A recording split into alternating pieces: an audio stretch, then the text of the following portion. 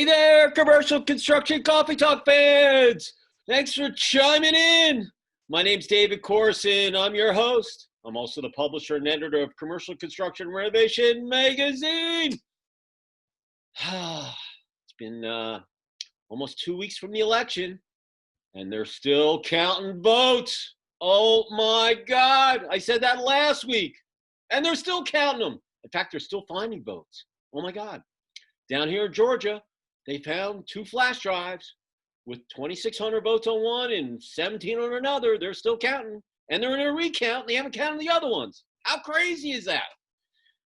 What's worse, if you live in Georgia, we have 2 Senate races, and I've got to watch the commercials are all day long, on my phone, on the radio, on the TV, on the comedy channel, on the cartoon channel. I mean, they are everywhere. And the state, oh my God, I bet you if you try to get a flight into Atlanta in the next 6 weeks or months, whenever it comes up to the January 5th special election for the races, you won't be able to get one because everybody and their mother's coming into this country.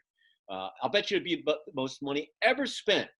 And you know what? They could spend all that money on all that advertising and help some of the businesses. That's what a shame is, because it's just all going to be wasted, in my opinion. But as a citizen here in the greater Atlanta area, we're just getting bombarded. I mean, it's just getting old. So and all the ads, they're not even good.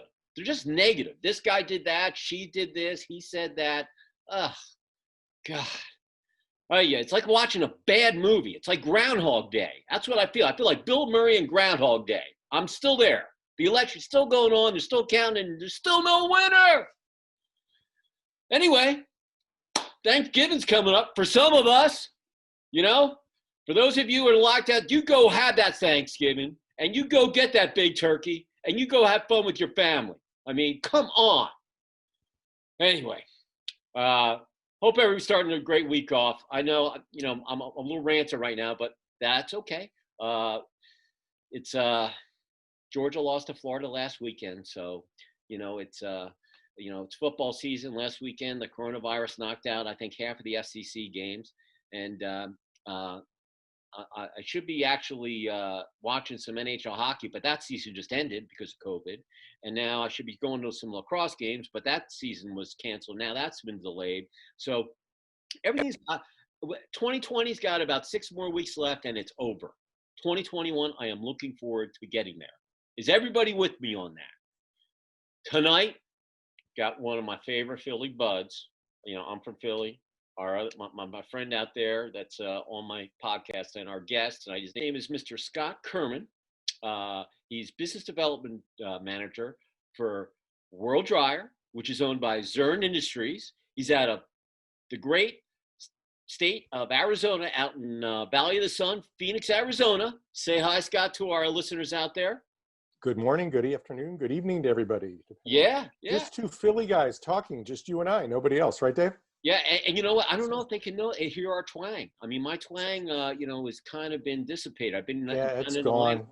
But again, you're giving away our ages to our listeners, and I'm not sure we want to do that. Just 2 mid-50s guys talking a little bit about Philly. And Scott and I, we still send links from the Philadelphia Inquirer and stuff that's going on. So we're all. We still stay in touch with each other, on the web and on the phone, even though we can't see each other at, face-to-face events. So it's definitely, we're 2 Philly guys hanging out. So for all you Phillyites out there, hang in there. And is it Jim's? Is it Pat Steaks on South Street? Just have a cheesesteak or a hoagie for us guys. Yeah, there you go. So Mr. Kerman, thanks for finding the time to get interviewed, and I know that you had an AIA gig this afternoon that you were working on, so just a little voice. But here's how it works on Construction Coffee Talk. You have to tell us your story, where you grew up, where you went to school, your married, kids, dogs, how you ended up in the sector that you're in, and then we'll continue the discussion. So with that said, Chicagoan by birth, Philly by being raised, Phoenix is home. That becomes the three cities that are probably most near and dear to me, although there are a couple of others that I've definitely grown a fondness in. I've been very lucky in my career, and again, just two middle-aged guys in their own 50s talking, but in my 30-plus year career, I'm fortunate to say I've had a chance to see most of North America. So just one state missing. I've been to 49 of the 50. At some point, I plan to get to Hawaii, and I can finish the map. Oh, so that's the only state that you haven't been? That's it. That's it. Most of the, well, probably about half of the Canadian provinces, but 49 of the 50 states. So which state is your favorite? Ooh, that's tough to say. And you don't have to say Pennsylvania. That's okay. We're going to have to go with Arizona because it's been home for about half my life. I was lucky enough to go to school here in the 80s. Certainly when I left here and graduated Arizona State in 1988, never thought I would come back, but circumstances brought me back about 10 years later, and it has been home for 22 years and probably will be home to the end, is what I certainly foresee. But again, I'm lucky to have an opportunity to go everywhere, and there's certainly lots to see in our country in addition to overseas, and happy to get a chance to meet locals every place I go and see the different flavors there are, so to speak, in the United States. So give us a little flavor of, since you're the world traveler, domestically, internationally, in the U.S. and abroad, tell us about your business career. You went to school in Arizona. So what kind of degree did you get there? Went to school in Arizona with a liberal arts degree. Again, child of the 60s, going to school in the 70s and 80s, ending up with the 4-year liberal arts degree out of college. At that time, do you think I got a job right out? Certainly not. So I had a chance, and I have to thank an uncle of mine who really have not been close to, or was not close to, and really to this day don't remain close to, but he was willing to take me in and let me move to Chicago after I graduated in 1988. And it was there that I hooked on with World Dryer. I am somewhat unique in that I don't know anybody who's had the opportunity to work for a company 3 times in their career. Oh, wow. This is my 3rd tour with I thought it was only twice. I didn't think it was the 3rd tour. 3 times. It's been 3 times in my career. So I've been there starting in 1989. So I saw it through the 80s to the end of the 90s, and then did a couple other things in the construction industry, really from the late 90s to the beginning part of the 2010s. And then had a chance to go back there the early part of the 2010s and rejoin the company just over 18 months ago. So a variety of different transitions, things, and really the growth of hand dryers, our little niche industry. Hey, listen, there's bathrooms all over the world. And the one thing for sure is everybody's going to go to the bathroom. Men and women involved, and transgender, call you whatever you want. Everybody's got to go to the bathroom. You got to wash your hands, and you got to dry them some way. So, the hand dryer, the whole existence of it is to save on paper, correct? Absolutely. And give us the gist of hand dryer etiquette 101. So hand dryer etiquette 101, to its simplest degree, use a hand dryer, save a tree when you look at something in terms of the ecological impact that this product makes. Paper is great. Certainly, I'm glad that I have paper for a variety of uses and in all types of activities, and certainly all types of commercial paper, be it paper napkins, toilet paper, etc. But paper towels, there's something from a consumable standpoint that we can certainly reduce, if not eliminate, in a lot of settings, and that's what a hand dryer is going to allow our listeners to do. Make a more economically solid choice and a more ecologically solid choice, and that little element, and also save themselves some operating cash they can use in different portions of their business. I know at all of the lacrosse fields that we play at, and they're mostly county parks and so forth, all hand dryers in there, all of them. The great thing about Parks and Rec is oftentimes, let's take for our listeners who are involved in a QSR environment or a retail environment, you've got people and you've even got schedules on your restroom that it's being looked at every 15 minutes, every hour, whatever your schedule is, and initials there. County Park and Recs departments, you're looking at facilities that are scattered several miles away. So a hand dryer is really great if you can only have an attendant there 1 time a day or 2 times a day to take care of all the operations necessary for that. You don't have the luxury of emptying the trash on a regular schedule like you might in some of our other environments. So, places like county rec department, municipalities, parks and rec departments really tend to like our products. Yeah, listen, I have to open up the field, and I have to unlock the bathrooms. And then when we're done, I have to close the field up, and I have to go in the bathrooms and lock them and so forth. And If I don't, especially during the winter, they go in there and they try to seal the copper, that's Yes. in the bathrooms. So, uh, but I go in there and I always have to worry about, okay, are the toilets going to get clogged or, because of the paper and people throwing stuff on the floor. But with the hand dryers, you really don't see that much garbage on the floor. I mean, You can't stuff a hand dryer down the toilet, but one of the more interesting stories in my career and my travels that I've heard from a major retailer about 2 years ago is apparently you can stuff a rotisserie chicken down the toilet. So that was one of the more interesting stories ever told to me from a facilities maintenance point of view. I have a restroom story for you. One of them, Go ahead. the guy that does, plumbing restrooms, national accounts, he was telling me that, he'll go into, quick serve restaurants and sometimes he has to go in there, 3 times a day. And he told me some of the things. He goes, David, you can't imagine some of the things that my guys have come back and said, you're not going to believe what I pulled out of that toilet today or out of the pipe or whatever they were trying to unclog. And it's just, it's mind boggling what people try to do and clog up. And so I'm not shocked about, It seems to be the way from a privacy standpoint of things that people want to dispose of and never want to be seen again. This seems to be the mindset of the person. And unfortunately, again, for some of our listeners who are in that facilities maintenance realm, they have to deal with the aftermath of that. But again, if somebody's been able to stuff a hand dryer down a toilet, let me know. I mean, I've seen and heard a lot in 30 plus years, and I'm hoping to be around for another 30 to hear even more. So let's talk about the pandemic. Yes. We're now Month 7, 8, nine. Month 9. Would you believe it? 9 months. Okay. Yes. So we saw each other at the summit in January in January. Jacksonville. And I think that was the We last heard time. about it. We never thought much of it. Yeah, it was kind of there. It was kind of, that no one really knew, but I saw you at the summit, and then I was traveling. I did my Miami CCRP down at Cocoa Walk. We did the tour. I was up in Milwaukee doing some site visits for my retreats the week. Tom Hanks gets the bug, and then everything gets shut down. And it was. I think, if we go back in you go back in history and look at that Wednesday, David, that he's in Australia. It was a Wednesday too. Mm-hmm. It was a Wednesday evening. 12th. You had Rudy Gobert of Oklahoma City of the Thunder telling everybody, I'm sorry, the Jazz in Oklahoma City telling everybody that he was positive.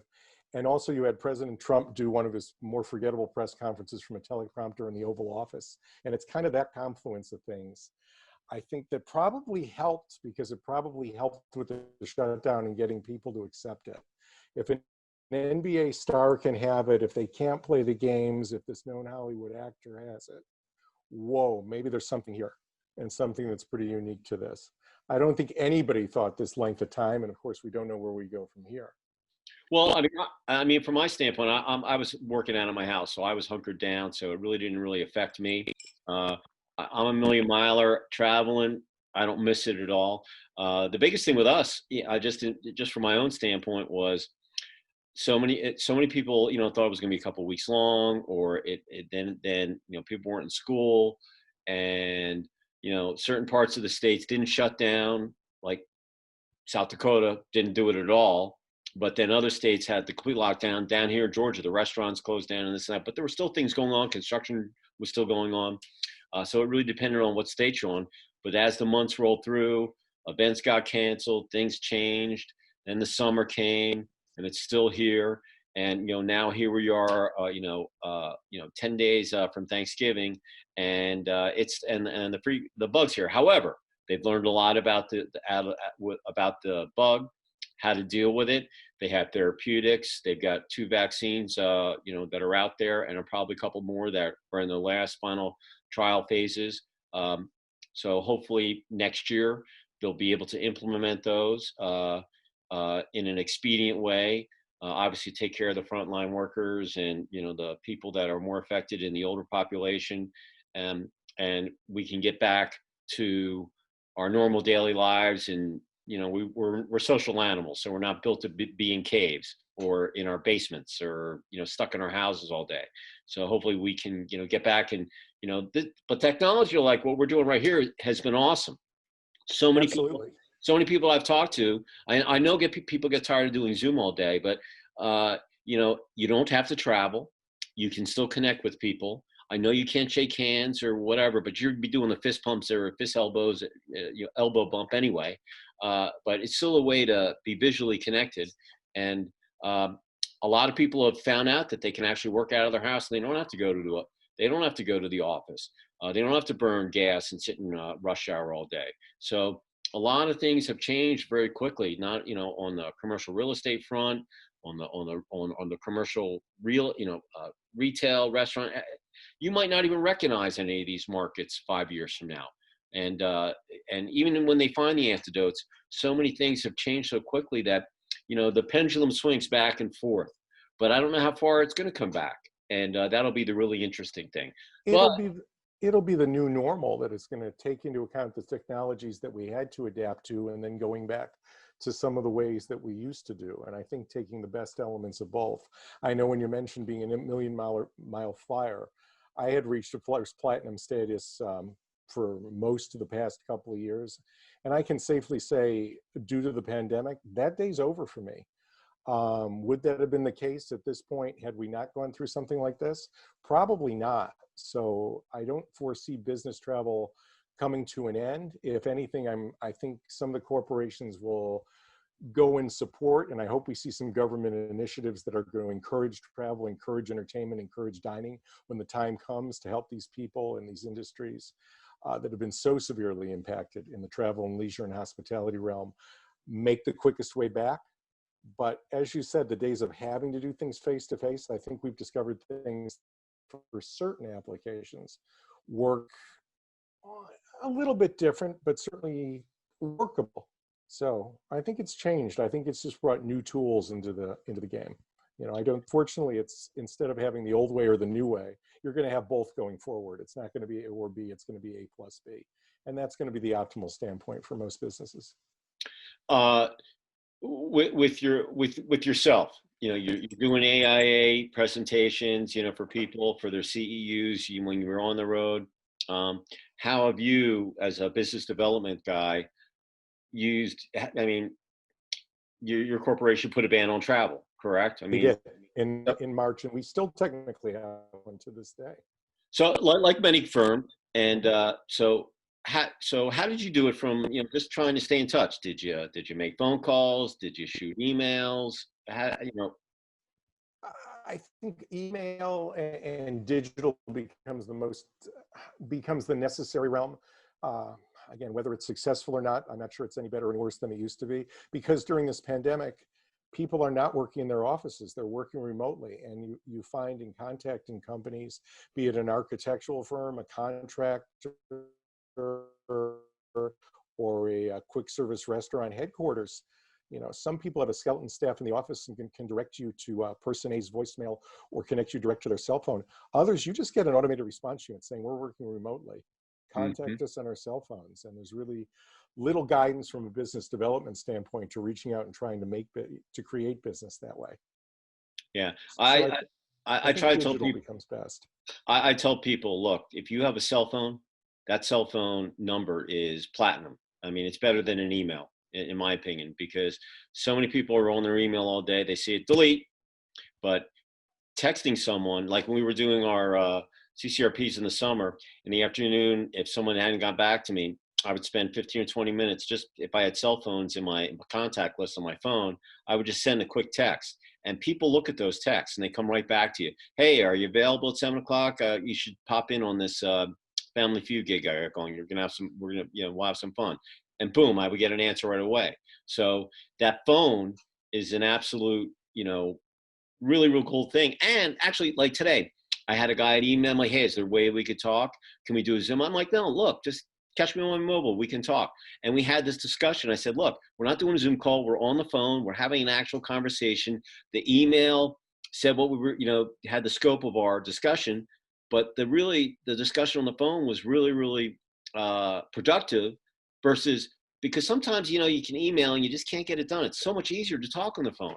And a lot of people have got lost that thing with technology, but that phone is your lifeline, in my opinion, these days. And I think people of our ilk and certain generations are even more eager to talk on the phone because they miss that interpersonal contact. They can't have the face-to-face right now, and they miss hearing at least the voice as opposed to the impersonal email of what it is, where you don't hear any inflection, don't really hear the meaning.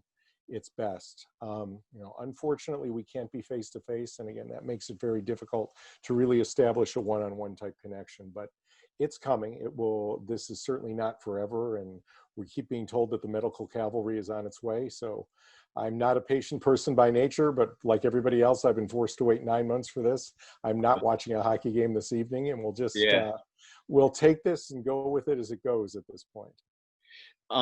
Have any of your clients, uh, with business kind of slow down, if you're a hotel or if you're a restaurant just doing, takeout and so forth, have any of them upgraded their bathrooms, with their hand Detail. dryers because no one's using them? They have time, they can kind of tweak it and be ready. So when the country gets healthy or gets the bug, kills the bug, and people get back to things, that they have those restrooms looking tip top shape. Has that As happened? this has progressed over time, it's one of two camps. It's, as you describe, it's yes, I'm going to take this time while I'm not busy.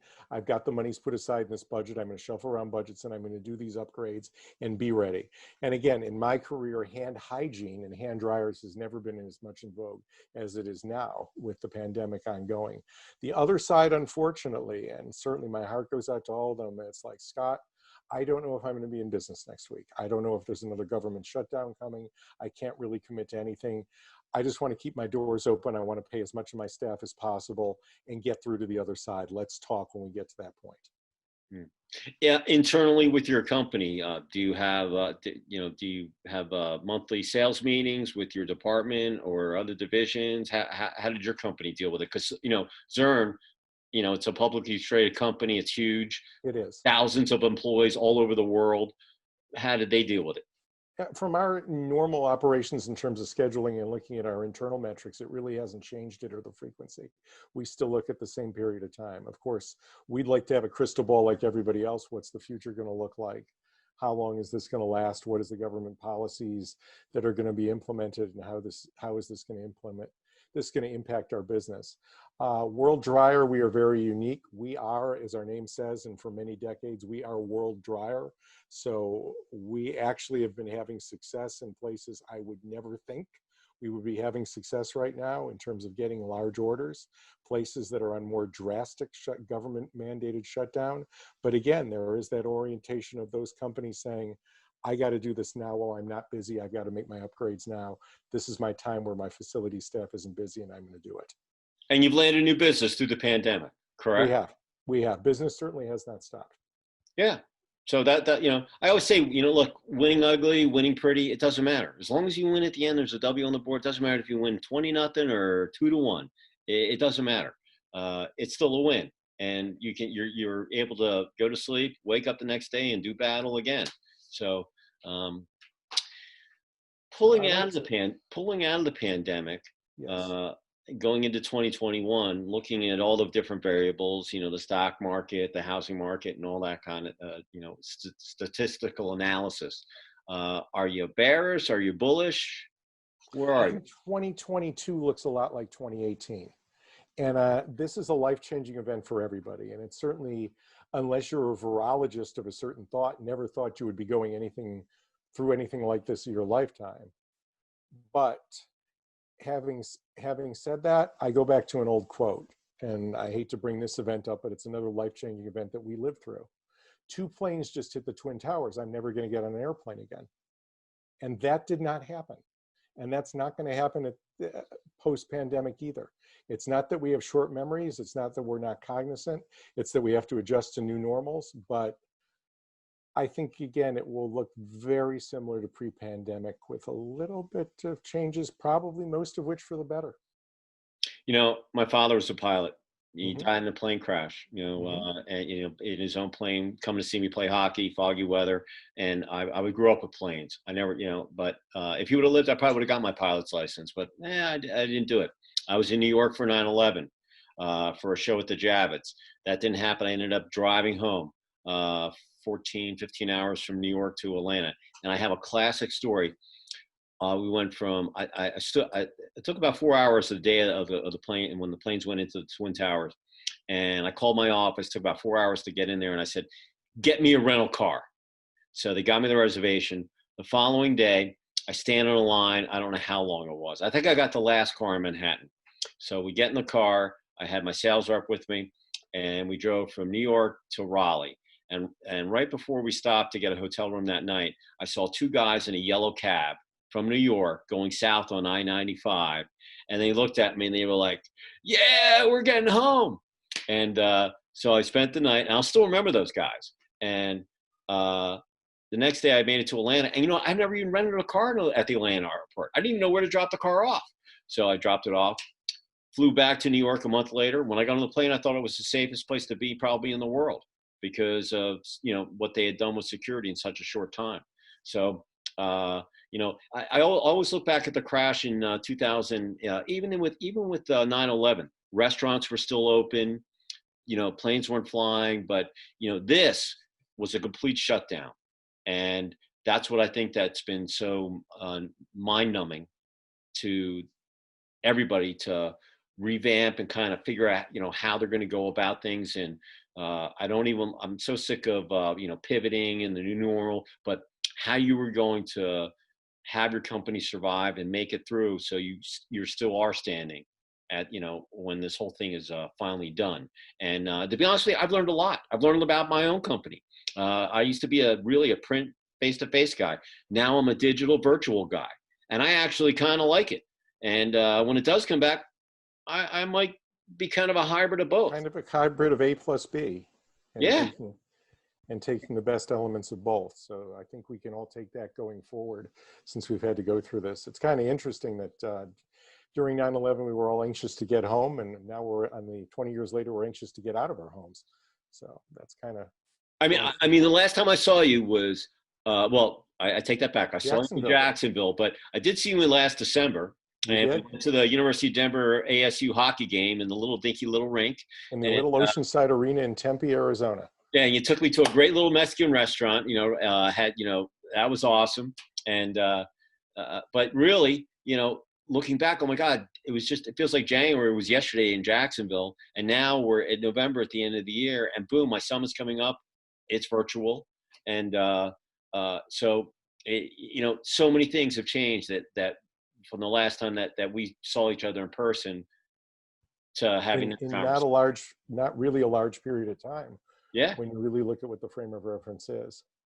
So leaving our listeners with a positive thought or one word, what would it be moving into the new year? Oh, I mean, I think. And going into the holidays. I think for me and my career in multiple decades in building products and working with architects and working with national accounts and things like that, it wasn't supposed to be the fat, shy kid from Philly. I mean, anything is possible. I mean, you're looking at somebody who grew up very shy, overweight, and really broke out of that shell. And I think anything really becomes possible if you want it to happen. It's just a matter of what are you willing to put into it. If someone wanted to get in touch with you about the World Dryer, hand dryer product line, how would they reach you?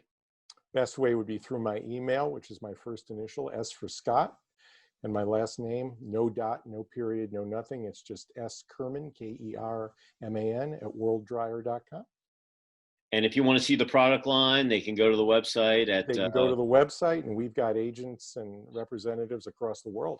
So when we go back to face-to-face meetings, and again, I'm very hopeful that that's sometime shortly when the vaccines come through, we'll be able to see the product. And until then, we can work our way through that through shipping and things of that nature. And for all you commercial construction coffee talk listeners out there, the next time you go into the restroom, if your restaurants are open, wherever you might be across the United States, and you go and you hit the hand dryer, this is the man you should be thinking about. Think of me. Okay, because he's the one probably got it spec'd in there by the architect, the contractor, or the brand. Who knows how it all happens, but somehow someone made a decision and said, hey, put those things in there. If anybody out there wants to reach me, I'm David Corson once again. You can reach me at David C, like cat, David C at CCR, that's Charlie, Charlie Robert, and then a hyphen or a small dash, and then mag, michaelapplegeorge.com. David C at CCR-mag.com. If you're not a subscriber, up on my homepage at CCR-mag.com, it says subscribe. Hit it. We'll get you added to the mailing list. We're sending our magazine out to 125,000 people a month. If you got any cool projects that you wanted to, let us know about, or personnel announcements, etc., send them to me. We post everything, social media. If it's a really cool project, it could end up in the magazine. Yes, you never know what, and we still do a print and digital version, so you never know what might end up in the magazine. So send them to me. We look at everything. And I'm very hands-on. I still pick up the phone myself. I decide what's going to go in the magazine or up on the web with my editor. So please send them to me, because all you guys are doing such cool stuff out there. We want to know about it, and we want to let everybody out there, and our listeners as well as our subscribers and people that visit our sites, etc. So send them to us. It's like playing the lottery. You can't win the lottery if you don't buy a ticket. If you want to let us know a project, I won't know about it unless you send it to me. So send it to me. Now you have my email. So with that said, Thanksgiving's coming up. Then you got December, you got Hanukkah, you got Christmas, you got New Year's. Cha-ching, close the doors on 2020, and then hello 2021. Man, I'm looking forward to that. And, getting back to the swing of things and hopefully seeing some people down the road. I'm thinking maybe by the middle of the year, we might have some face-to-face stuff going on, but, keeping our finger crossed sooner rather than later. And just, until then, remember, wash your hands, don't touch your face, be sure your surroundings, you'll be okay. And with that said, Scott, thanks so much for, fine, because I know you got a busy schedule, for chiming in. And for all you out there that have find us up, we run these podcasts on Spotify, Apple, and Google. You can find them there. We also stream on our social media. They're all listed up on our website 24/7, 365. So you can see Mr. Kerman talk about world dryers and which cheesesteaks he likes from Philadelphia. And by the looks of my waistline, all. Yeah. So. And since we are from Philly, our Eagles lost. They're 3-5-1, but they're still in first place. There we go. So winning ugly, there you go. You don't have a winning record, under 500, and you're still in first place. And they're in front of the Giants. So there you go. Go Green Birds. So anyway, Scott, awesome. Good luck. I wish you much success. Get those dryers in many restaurants, hotels, municipalities that you can. All you out there that are trying to sell your products, you too, work hard, put your blinders on, stay positive, work hard every day, there's light at the end of the tunnel, that's for sure. And whoever wins, let's get this election over and done with, until we don't have to deal with it for another 4 years. God, get it over with. And with that said, I'm going to sign off from Atlanta, Georgia. Say goodnight, Mr. Kerman, out in the great state of Arizona and Phoenix. Good night from Phoenix, everybody. We appreciate your time. Once again, I'm David Corson, signing off from Atlanta. We'll catch you next time on a episode of Commercial Construction Coffee Talk. Happy Turkey Day. Happy Hanukkah. Merry Christmas. Be safe. Enjoy the last 6 weeks of 2020. And it's all going to work out. And with that said, I'm going to sign off. Scott, great talking to you, and I will talk with you soon, okay? Goodbye, everybody. All right, man.